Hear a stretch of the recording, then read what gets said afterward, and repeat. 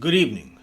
Welcome to another episode of OmenG's Stupid Scary Stories. Tonight I'll be reading a selection from Connecticut Ghost Stories and Legends by Thomas D'Agostino and Arlene Nicholson. Tonight's story, The Black Dog of Hanging Hills.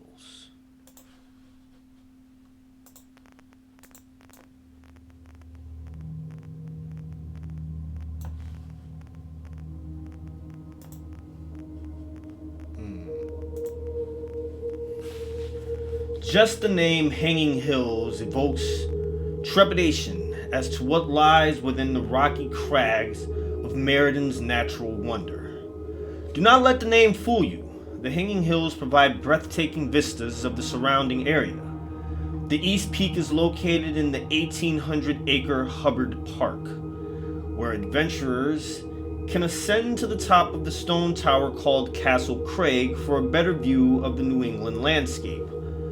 On a clear day, hikers can see the foothills of the Berkshires and Mount Tom to the north, and Long Island Sound, as well as the Sleeping Giant mountain range to the south.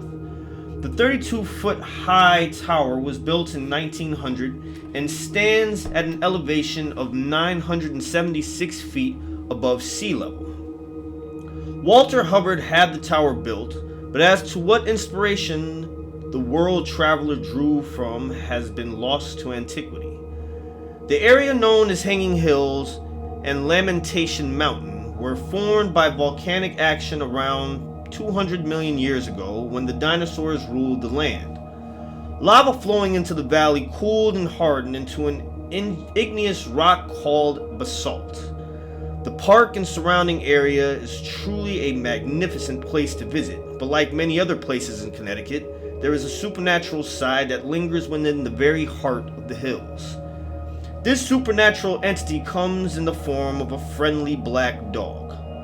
Unlike the black dog of Great Britain called the black shuck or the snarly yow that terrorizes the South Mountain area of Maryland, the black dog of Merredin is rather small in size and affable.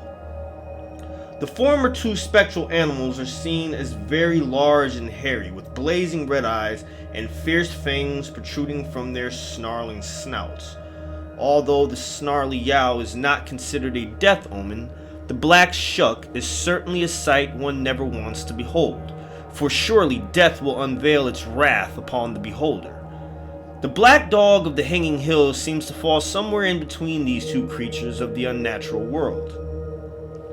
The black dog leaves no paw prints in either snow or sand. It makes no sound, even when it appears to be barking or howling.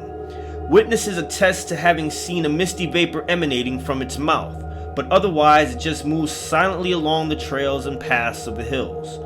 According to history and legend, if the black dog visits you for the first time, you will experience great joy and abundance in your life. The second time you come into contact with the visage, you will experience sorrow. And the third time, death is close behind. The legend of the black dog goes at least as far back as 1898, when geologist and Harvard student W.H.C. Pynchon sought to study the Hanging Hills' geographical marvels. While surveying the mountain called the West Peak, he noticed a moderate-sized black pooch following him. The creature kept its distance, yet never strayed from Pynchon's view, and Pynchon admitted later that he greatly enjoyed the company of his newfound friend. When the young geologist turned to head toward home, the dog looked back once and then vanished into the woods.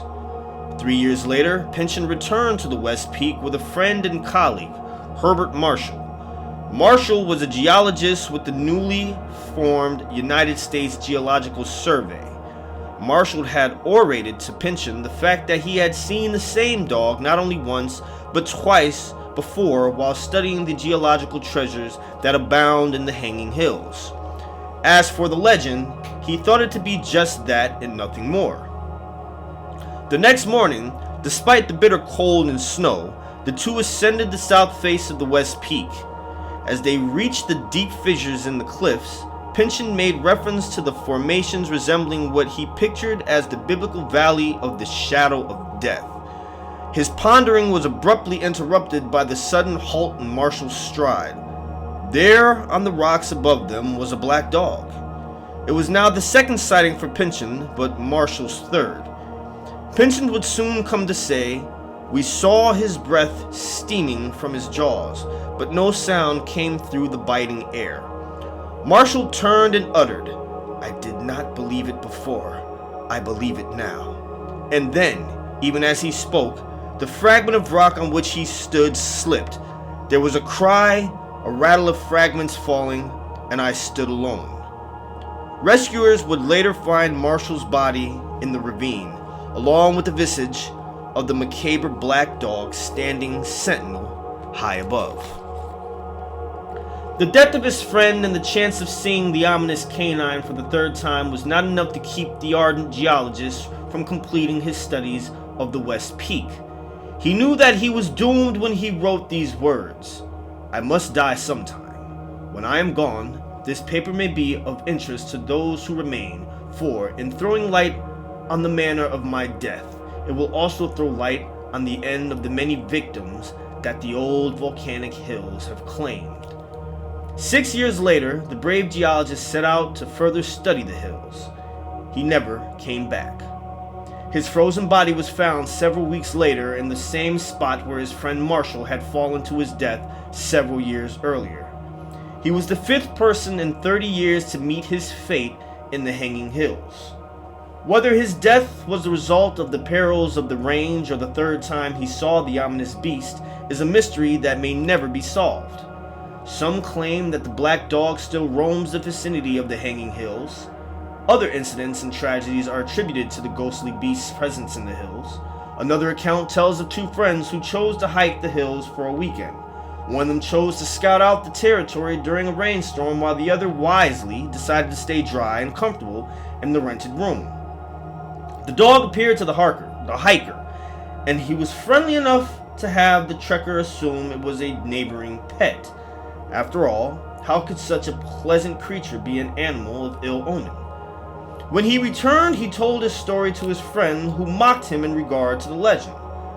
The next day, when they returned to the mountain, there was the black dog again, as on the day before.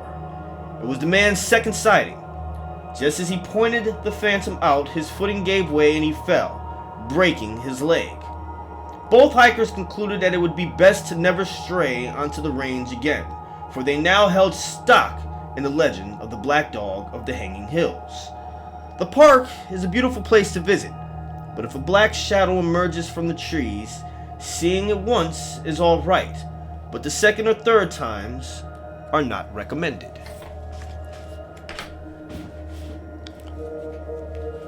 Now, of course, I was intrigued, to say the least, by this phantom dog. One which brings good luck in the first visit, bad luck the second, and death upon the third. Now, of course, I had no plans on visiting this dog more than once. I mean, why would I do that? That'd be foolish. There's already enough stories and evidence to back the fact that people have misfortune on the second visit and death the third. It's proven, right? Of course. But I wanted to see for myself if these claims were true or just, people slipping and falling on a mountainside and hurting themselves. You know what I'm saying? It doesn't necessarily have to be paranormal or supernatural. It could just be bad luck in general. So, of course, I headed to Meriden. Got a little map of some trails and things that people said that they had sighted the little black dog. I began my trek on the trail. Had some beef jerky from Sergeant Dunn's. It was tasty and delicious. Hot doomsday. Burnt my mouth. Burnt my mouth so bad that I wasn't paying attention to the fact that there was a dog following me. Now, obviously, because it's a ghostly dog, I didn't hear him making any noises. When I saw him, I made sure to mark down that this is the first time I've seen this dog. I want to see him again, so I gotta keep him with me. So I asked him, since he was looking like he was friendly and shit, want a piece of jerky? He started bouncing around, jumping up and down and shit, like dogs do when they're happy about something. I held the jerky down. He came up. I was like, oh shit, this is awesome. Fucking ghost dog. He's about to eat this hot ass beef jerky. I wonder if it'll burn his mouth. I didn't really think too much of it, right? I'm figuring ghost dog, he probably can't even eat the jerky. Well, to my surprise, it wasn't a ghost dog at all. Happened to be a real dog. When I gave him this beef jerky, that's extremely hot, mind you. It's extremely hot. I'm telling you, it's hot. And he immediately started to yelp in pain. I'm imagining because it's hot. It's shit. Right? Just running around in circles and shit. Runs off into the woods. Now, I don't know whose dog it was, but it was a real dog. Why I didn't hear him creeping up on me before is beyond me. But I still thought to myself, possibly it could have been the ghost dog, maybe. But it wasn't the ghost dog. The ghost dog is actually smaller, almost like about the size of a Cocker Spaniel, but not a Cocker Spaniel, but about that size. Because I seen him. After I turned around from laughing about what I just did to the real dog, I turned and there's the ghost dog standing in the path, looking at me. He doesn't look all that happy either, so I'm not too sure of these accounts of people saying, he seems like a friendly dog. He didn't seem friendly at all. His lip was curled up over his teeth. He was snarling, although no noise came from his mouth. But I could see that he was snarling because of the way his teeth were looking. Now, I wasn't quite sure if he had witnessed what I did to the other dog, and maybe that's why he was mad. But to my surprise, he spoke. Yes, the dog actually speaks English, and very well, too, Why hast thou done that? What, dog? Huh? What did... Oh, you mean the beef? Well, I wasn't too sure if that was a ghost dog or not, and I figured if it was a ghost dog, you probably couldn't taste spicy stuff because you don't have, regular taste buds and shit. I wasn't meaning anything by it. It's just spicy jerky. He says, yes, spicy jerky it was. Nice of you to do that. It wasn't. Hey, look, don't speak in fucking riddles or backwards, man. Why don't you speak, normal, regular stuff? I don't want to have to be trying to decipher your language and shit, especially if you say some, important shit that I need to be aware of. And, I gotta, sit here and think about it. I don't want to have to think. Just, be straightforward, bow. I'm sorry. Like I said, I didn't think that dog was a real dog at first, and I figured ghost dogs can't taste shit. We can taste things. We can taste lots of stuff. In fact, I want to try some of that jerky. Are you sure about that, ghost dog? My name is James.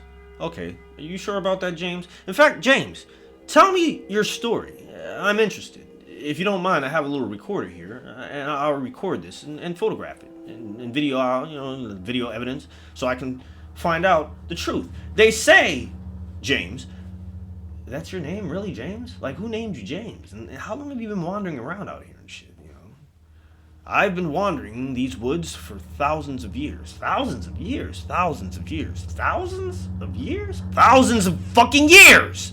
Bark! What are you, deaf? No, I just find that to be odd that you've been wandering these hills for thousands of years. Are you sure? Well, thousands of dog years.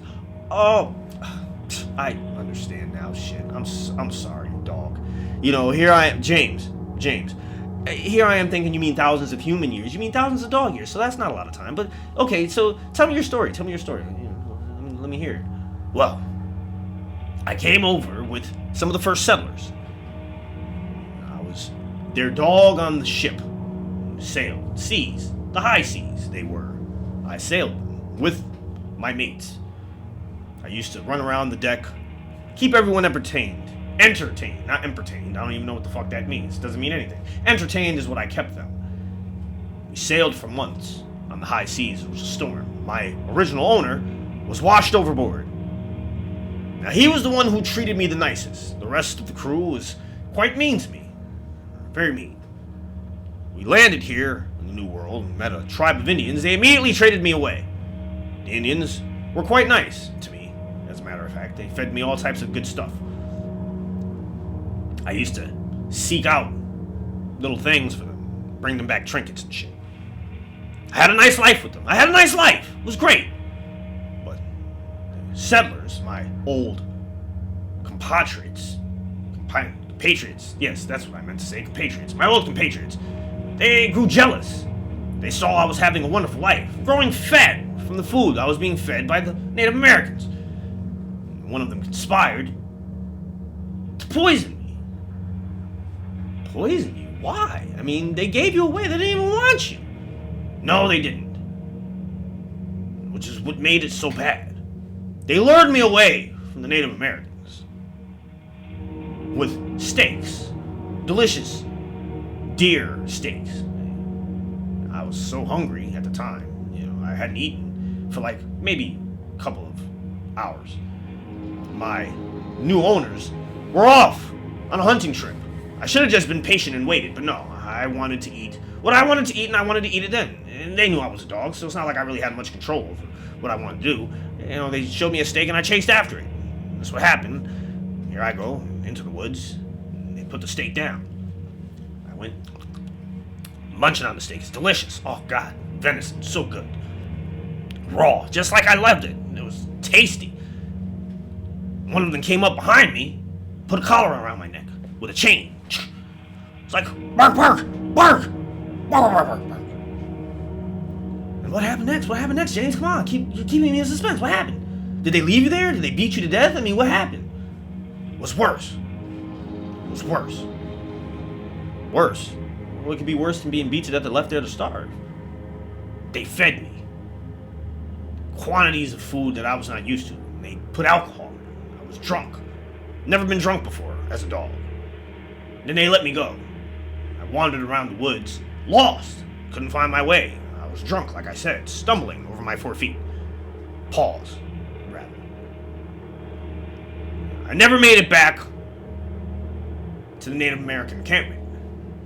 Instead, I happened upon a settlement of people who obviously had fallen on bad times. Why do you say that, James? Because they fucking ate me. Oh, shit. Damn. Really? Yes. It was terrible. They grabbed me. Here me being a dog, I find humans to be friendly creatures most of the time, until they give you away. Never had anything bad like this happen. It was terrible. They tricked me. I came over and they started petting my head and rubbing my ears and shit. I'm all happy about it. Bark, bark, bark, bark, bark, bark, bark, bark. Then one of them clubbed me right in the head. Didn't knock me out immediately. Sitting there, kind of dazed, obviously, because they hit me in the head, but confused. And not because they hit me in the head, because I'd never been treated in this manner, violently, by humans before, so I didn't know what to do. I tried to run away. They caught me. And when they did, they clubbed me again. Bam. I remember being unconscious, but somewhat conscious. They were preparing me for dinner. Sliced me open. I felt the pain. My entrails being ripped out. And then, shortly after that, I died. But it was strange because I was watching them eat me. So I think I must have become a ghost at that point in time. And I'm watching these people, and they're enjoying the meat. My meat. Just destroying it. Loving it. Tearing it apart. Well, in the middle of the night, because I was still wandering around this camp as a ghost. One of them saw me, which I found strange, but maybe it was because of the alcohol in my blood. Maybe it got some of them drunk, I'm not sure, but he saw me, and he was like, We ate you. We ate you. I looked at him. I barked. He ran off to grab one of his friends, I guess. I don't know if it was a friend or a neighbor or whatever the fuck it was, but he grabbed him. He came running back. I'm still standing there, barking at him and shit. They freak out. You know what I'm saying? They freak out.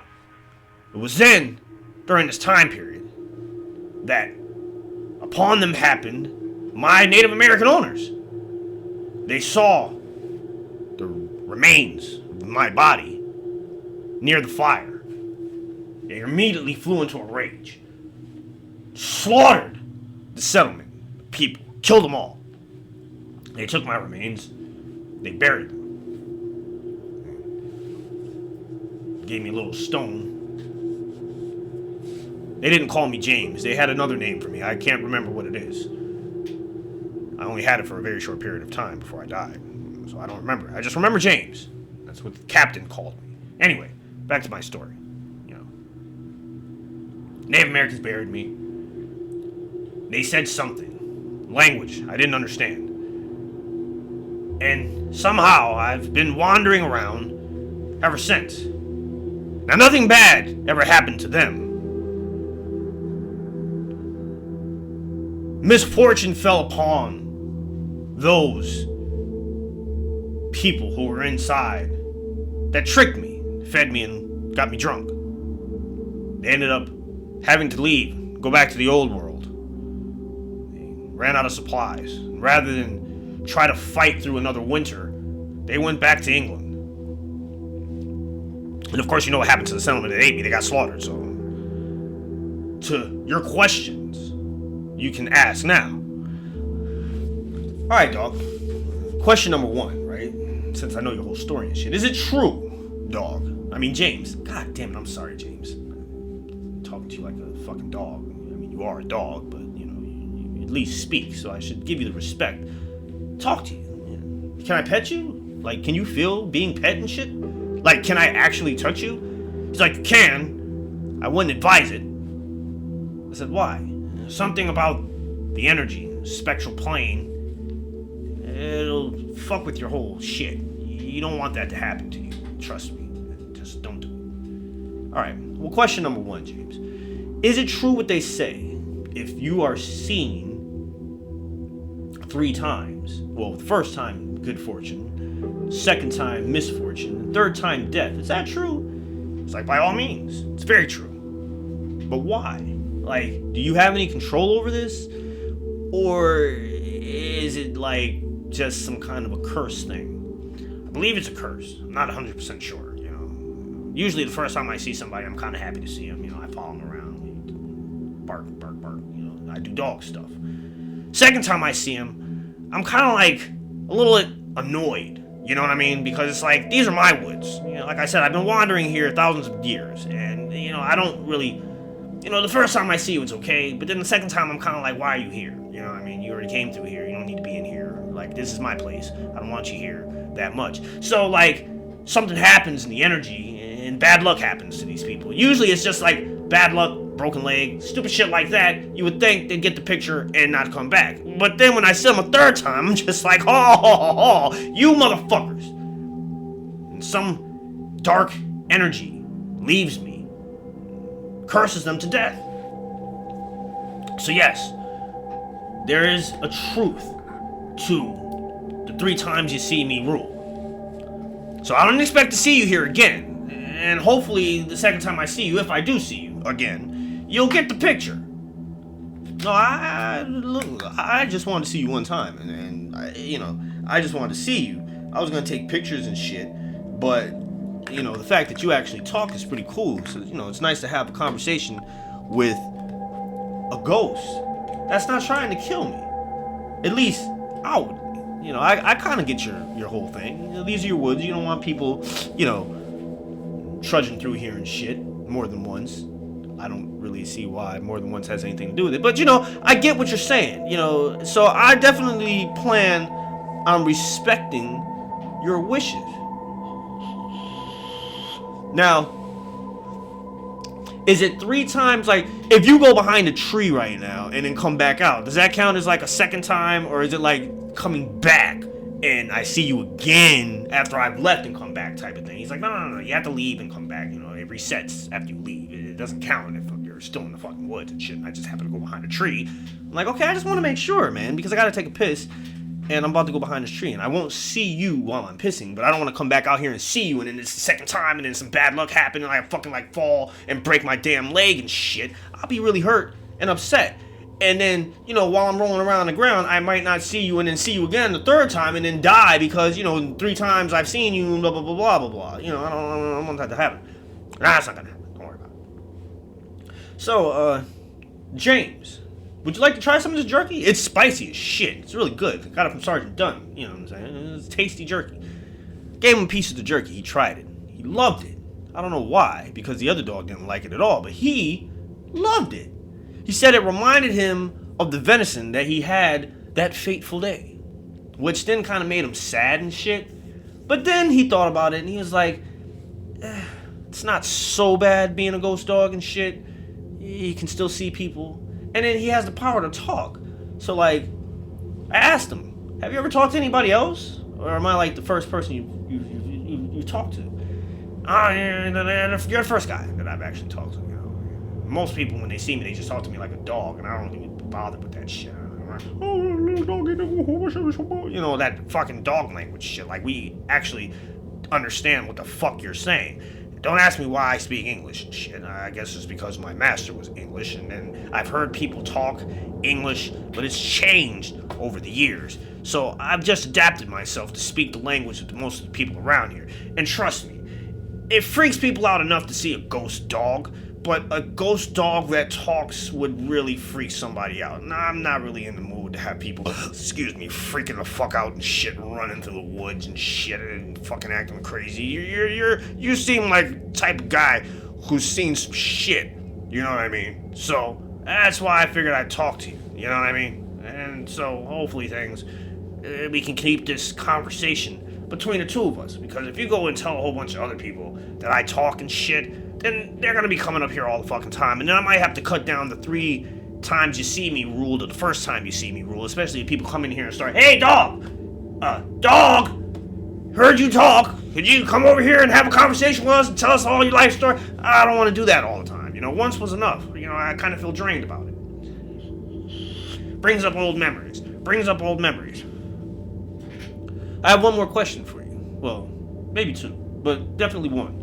How many people have you, well, I don't know if I could say you necessarily killed them, but how many people have died because they've seen you 3 times? Like, how many people? Like, rough estimate. He sat there and he started counting on his little paws. He kept counting. I mean, he must have gone over his paws like 10 or 15 fucking times before he's like, oh god, it's been too many to fucking count. There's so many people.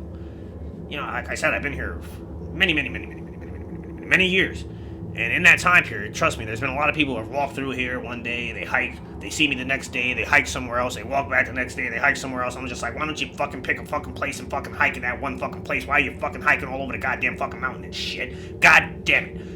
Find one spot. And after the third time I see him, I'm usually annoyed as shit. I think of some crazy way for them to die. Oh, so you do have some control over it. I thought so. Like the Marshall guy. Did you make the rock crumble under his feet? Actually, I didn't really have anything to do with it. I only saw that guy twice. I don't know why the fuck he fell off that damn rock and died. Or maybe he was just fucking clumsy and stupid. I don't know. I only saw him twice. I don't know why the stories keep saying I've seen him 3 fucking times. I didn't see him 3 fucking times. I don't know who saw him the 3rd time. Yeah, I've heard that there's like 2 other dogs. Do you guys like have this haunted dog network where you guys like communicate with each other, give each other like haunting tips and shit? No, we don't do that. Not at all. No, don't know those other guys. I've heard of them. Don't know them. Nothing like them. I heard they're big, brolic and shit. Red fiery eyes. I don't have red fiery. At least I don't think I do. I haven't seen myself in a mirror in fucking lot of years. Do I have fiery red eyes? No, actually you don't. You look like a regular fucking Cocker Spaniel sized dog that's black and shit. You kind of look friendly at first, except you were snarling at me when I saw you, so I knew you weren't happy about something, although I didn't know what it was at the time. I kind of get it now. You're tired of people coming through here and shit, but you do realize it's like modern day, there's more people living and stuff, so it kind of happens. You live, actually, if you were to leave this area, there's like a whole city and shit. Bunch of people. It's kind of ghetto, but there's a bunch of people and dogs and stuff. Like, maybe you should leave here and stop like prowling about in these woods. I can't. You can't? I can't. You can't. I can't! Oh, you can't. Okay, fine. Shit, you don't have to get mad and shit. I was just, asking if you could. But why can't you?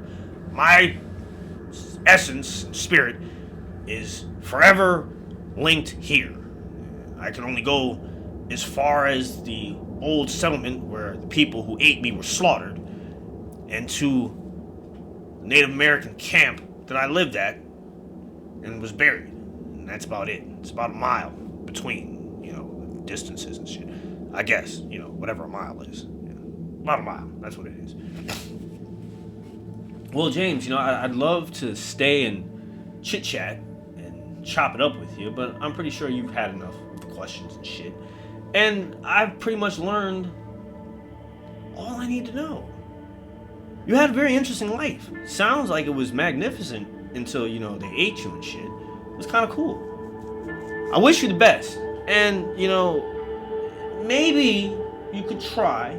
I'm not saying you have to, but you could probably try not, cursing people and making them fall off of, like, cliffs or having rocks smash them in the head and shit. Be a little more friendly. Be a little more friendly.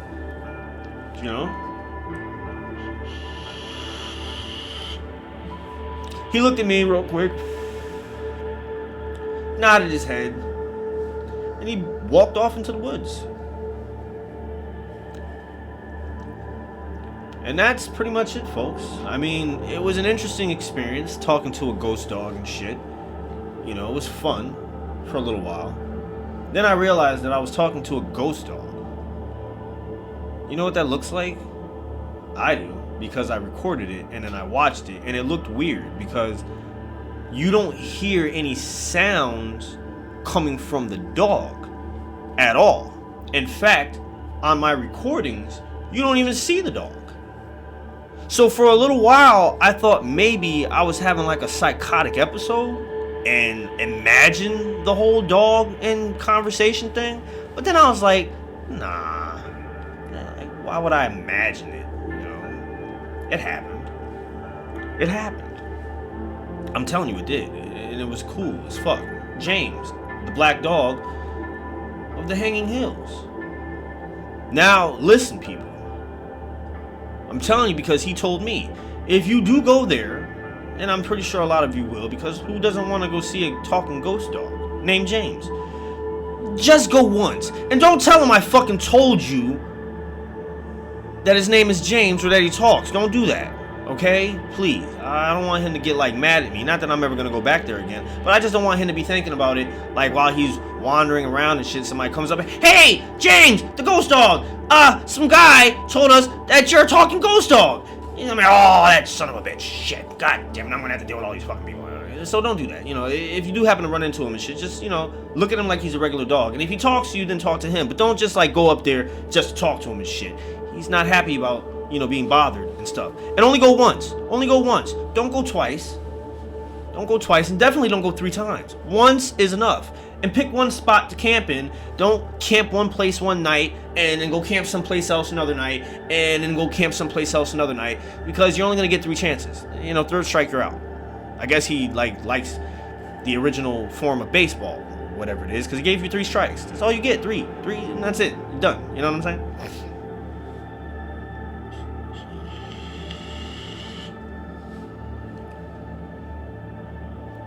I want to thank everyone, those of you who come to listen to these silly stories, for joining me tonight for another one of my stupid scary stories told from the book of Connecticut Ghost Stories and Legends by Thomas Agostino and Arlene Nicholson. Have a great night, folks.